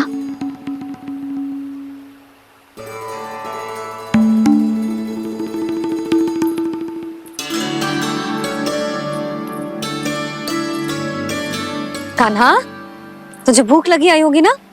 भैया आप खिलाओ ना। अच्छा।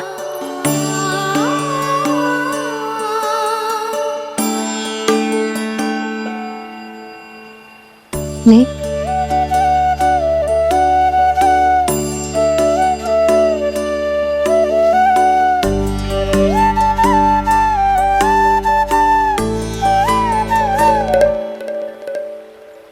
भैया के व्यवहार में बदलाव आ रहा है।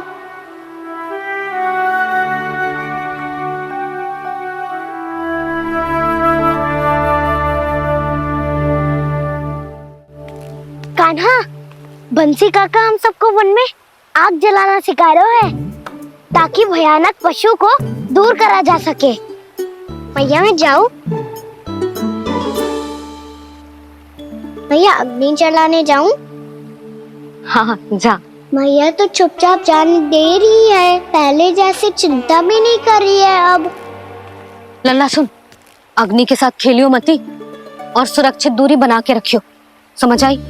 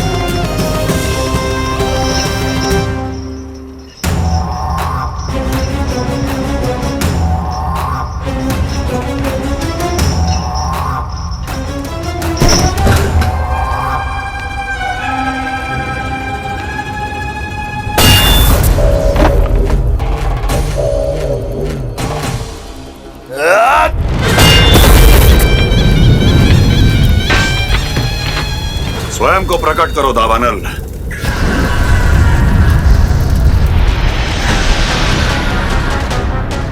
प्रणाम महाराज। महाराज कंस, इस कारागार से मुक्त करवाने के लिए आपका बहुत बहुत धन्यवाद। बताइए, इस उपकार का ऋण कैसे चुकाऊं? बस वही करो दावानल जो तुम्हें सबसे अधिक प्रिय है। अपने नाम को स्वयं सार्थक करो। जला दो, पूरे वृंदावन को जला दो। कीट, पशु, पक्षी, वनस्पतियां, वृक्ष, यहां तक के मानव भी, कोई भी जीवित प्राणी जीवित नहीं बचना चाहिए। जला दो सबको, सबको। आपकी आज्ञा ही मेरी इच्छा है और आपकी इच्छा ही मेरी आज्ञा। तुम सबने देखो अजय, अधिक कठिन ना है ये। 2 पत्थर हाथ में पकड़ ले, ऐसे रगड़ लो है, चिंगारी निकलेगी, घास फूस अग्नि पकड़ेगी और भक्क से जल जाए वो। लो करो, लो सुबल।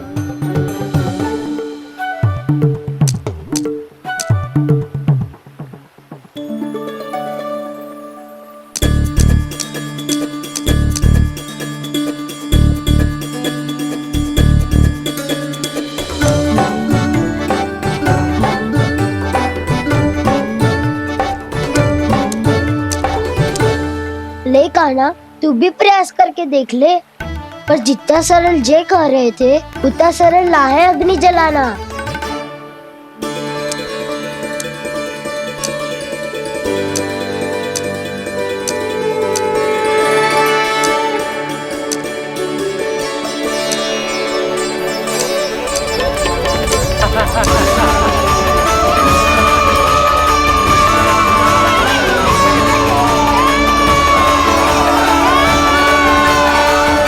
ये तो श्री नारायण का अवतार है। संसार की सारी अग्नि इसके नियंत्रण में है, तो फिर एक चिंगारी उत्पन्न करना कौन सी बड़ी बात है।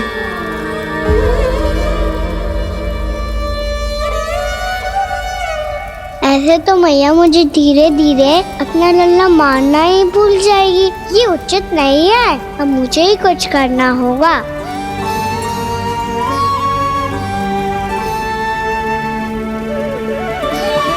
कान्हा, ऐसे मत करो, लग जाएगी।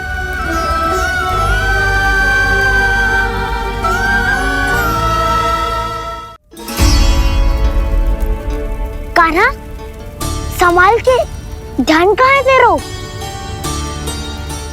कालिया नाग का हलाहल जैसा विष जिसका कछु ना बिगाड़ पाई, जिस साधारण सी अग्नि उसे हानि कैसे पहुंचा पाएगी। मेरी ममता बार बार चिंता करने पे विवश कर देती है मुझे। भूल जाती हूँ मैं कि ये तो श्री नारायण का अवतार है। यही तो मैं चाहता हूँ मैया।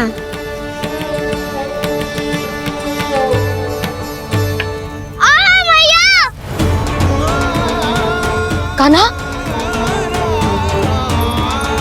कान्हा, देखा देखा, कहाँ लगी? हाँ, बोला था ना अग्नि से दूर रहने। दिखा, जले का चिन्ह ना है।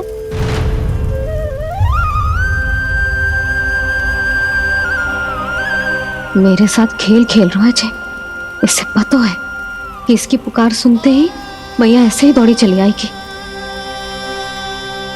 नीचे नटखटपना बंद कर कान्हा।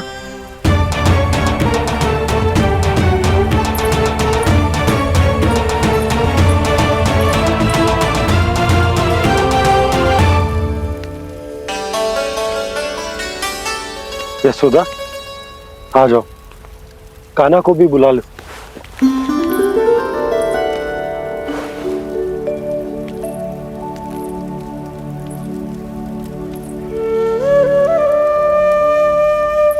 आपको तो पहले से पता था ना कान्हा के बारे में? हाँ, वो यशोदा, कान्हा ने मुझसे वचन लिया। ना ना, मैं आपको ताना ना दे रही। मैं तो बस ये सोच रही थी कि आप अपने आप को कैसे समझा पाते हो, ये जानते हुए भी कि वो श्री नारायण का अवतार है। आप उसके साथ सामान्य व्यवहार कैसे कर पाते हो? क्योंकि मैं भी अपने लल्ला के साथ सामान्य व्यवहार ही करना चाहती हूँ। उसे वैसे ही देखना चाहती हूँ, उसके साथ लाड करना चाहती हूँ, उसे डांटना चाहती हूँ, फटकारना चाहती हूँ। पर मुझे बार बार उसमें मेरे प्रभु दिखने लगते हैं। मेरे साथ भी ऐसा ही होता है यशोदा। पर जब मैं ये स्वीकार कर लेता हूँ कि जो हमारा लल्ला है, तो मैं भूल जाता हूँ कि जय श्री नारायण का अवतार भी। उसके बाद सांसारिक माया मुझे अपने अंदर जकड़ लेती है। यशोदा, तुम्हारे साथ भी कछु ऐसा ही होगा। संसार की मोह माया तुम्हें खुद में जकड़ लेगी और तुम जब भूल जाओगी कि वो भगवान का अवतार। और सच्ची कहूं तो भैया की ममता के आगे कोई भी माया ना टिक सकती। सबसे बड़ी होती है एक मैया की ममता। पर भक्ति का भाव भी कम प्रबल ना हो तो है जी। मेरे हृदय में ममता और भक्ति के बीच युद्ध चल रहा है। मुझे ना पता कौन सा भाव जीतेगा और कौन सा हारेगा। इसका अर्थ है कि मुझे कुछ भी ऐसा करने से स्वयं को रोकना होगा, जिससे मैया के मन में भक्ति का भाव प्रबल होकर हिंसा से जीत जाए। तो फिर ध्यान रखना कान्हा, अब सबके सामने कोई लीला मत कर देना तुम।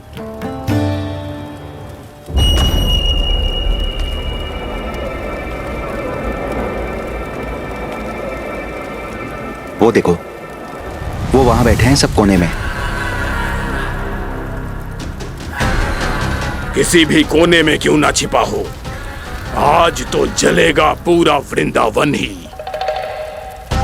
मुझे फैला दो यहां और फिर जाओ महाराज कंस को सूचना दो कि उनका कार्य हो गया है। महाराज का आदेश स्मरण है ना, वृंदावन का कोई भी आदमी आज जीवित नहीं रहना चाहिए। अग्नि को जलाना मत सिखाओ, जाओ मुझे अपना कार्य करने दो।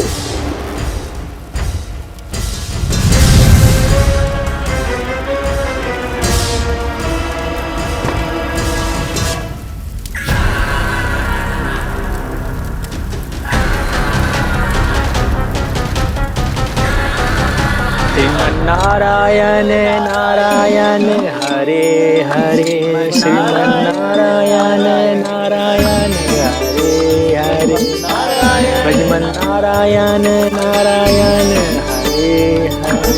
क्या हुआ कान्हा? मैंने आपको कहा था ना कि मैं कोई लीला ना करूं, पर देखो कंस मामा ने असुर वृंदावन को भेज दिया है।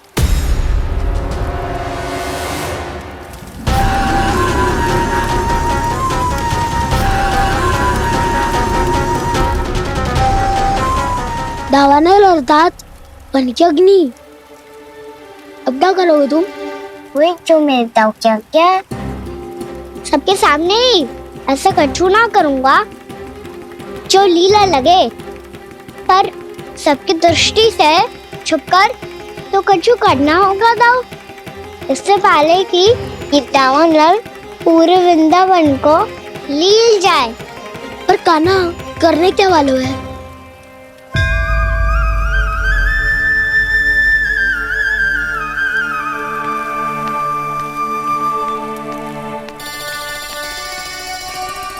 मैया बहुत थको, सुला दो ना। आजा।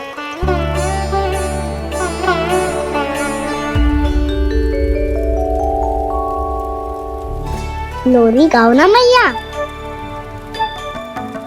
सब जन आंखें बंद कर लो, मैया लोरी सुना रही है।